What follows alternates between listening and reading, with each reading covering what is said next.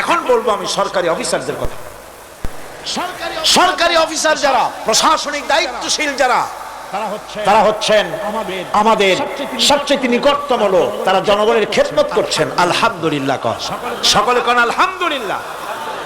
আমি দোয়া করি তাফসীরের মাহফিলের পক্ষ থেকে সরকারি অফিসার যারা, ম্যাজিস্ট্রেট আছেন,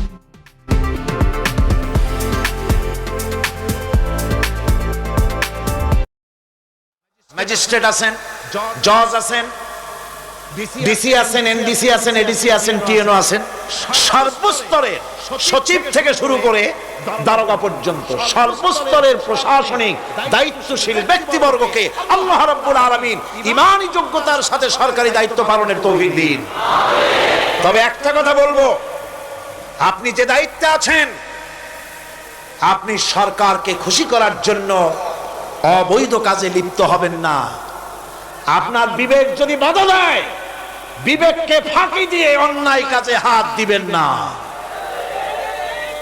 এক শ্রেণীর লোক আছে, যে সরকার আছে সেই সরকার কি বলে আপনার জন্য আমরা তো অপেক্ষা করতেছিলাম। এরা হলো বীরবলের মতো। সম্রাট আকবরের নাম মনে আছে আপনাদের? তার কত রত্ন ছিল দেখছেন?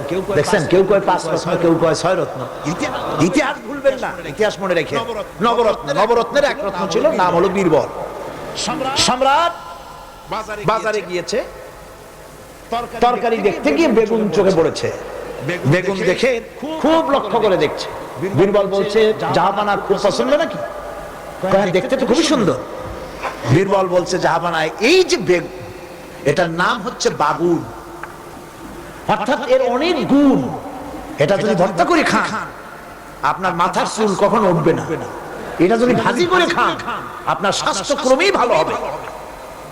এটা যদি আপনি তরকারি মাছের সাথে মিলায় খান আপনার রাজত্ব আরো দীর্ঘায়ু হবে। এই রকমের অনেক ফজিলত বয়ান করলো। তারপরে বলে, ঠিক আছে কেন? ওগুলি কেনা হইলো, রান্না হইলো, জনমের খাওয়া খাইলো। আর এখন বেগুন জন্মের খাওয়া খাইলে যা হয়, টয়লেট রিজার্ভ।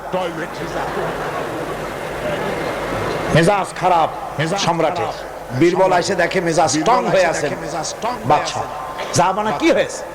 আরে বেটা, তুমি কি তরকারি ফজিলত বয়ান করলা? আমার তো পেটের ব্যথায় অস্থির। কয়, হুজুর এই একটা তরকারি নাকি, ওটার নাম তো বেগুন, ওর কোনো গুণই নাই। এটা খাইলে পরে কাখাউস হয়, পাতলা হয়, একজিমা হয়, ব্রঙ্কাইটিস হয়, নিউমোনিয়া হয়। এটা খাইলে পরে কত লোক মারা গেছে কলেরা বসন্ত হইয়া। এটা তো তরকারি? আকবর কয়, সর্বনাশ, আমার তো পেটের ব্যথা সেরে গেছে তোমার এই বক্তৃতা শুনে। বলে, কিরকম? কালকেই বেগুনের এত ফজিলত বর্ণনা করলে, আর আজকেই বেগুনের এত কুচ্ছা বলছো তুমি, একই মুখে দুই রকম। বীরবল বলছে, জাহাপানা কিছু মনে নেবেন না, আমি তো বেগুনের চাকরি করি না, আমি তো জাহাপানার চাকরি করি। কালকে আপনি বলেছেন বেগুন দেখতে সুন্দর, আমার পক্ষে যতদূর সম্ভব ফজিলত বয়ান করেছি।